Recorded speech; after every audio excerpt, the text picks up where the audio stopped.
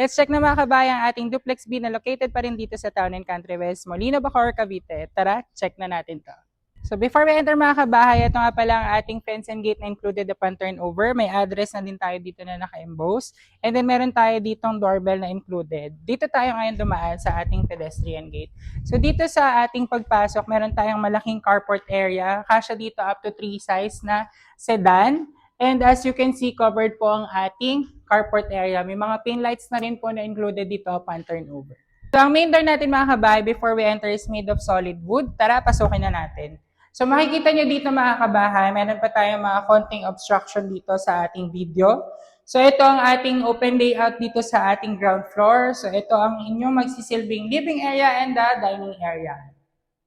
Ito naman ang kitchen area natin mga kabahay. So dito sa kitchen area natin, meron tayong ample space dito for your kitchen routine. So ito naman ang provision natin for your cooktop area. May built-in cabinets over and under. Meron tayo dito pull-out na stainless cabinet for your pantry. Meron tayo ditong kitchen sink na double bowl. We also have one bedroom dito sa ating ground floor. So pwedeng-pwede ito sa inyong maids or kung meron kayong elders na member of the family. Meron itong complete fixtures na included which is the built-in cabinet and the provision for window type aircon. Ito naman ang ating toilet and bath dito sa ating ground floor mga kabay. So as you can see, complete fixtures po ito.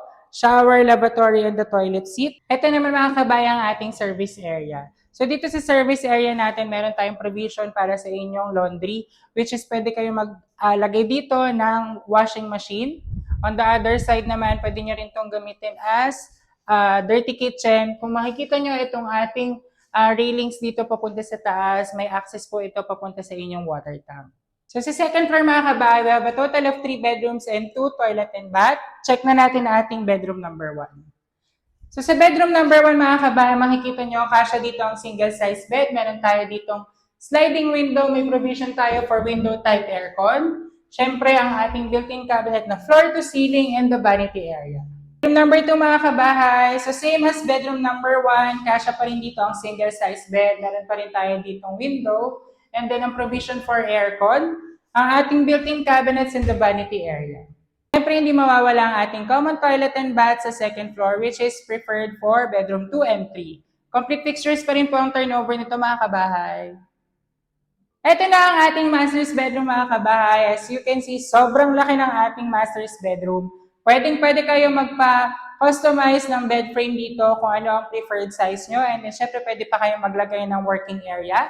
Meron tayo ditong built-in cabinets which is mas malaki compared to the bedrooms na pinakita ko before.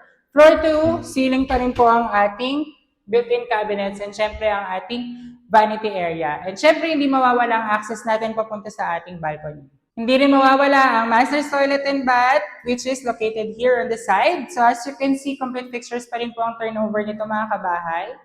Check na natin ang balcony area mga kabahay. So sa balcony area natin mga kabahay, makikita nyo malaki itong space na to. Meron tayong steel railings and may kasama itong tempered glass dito on the side.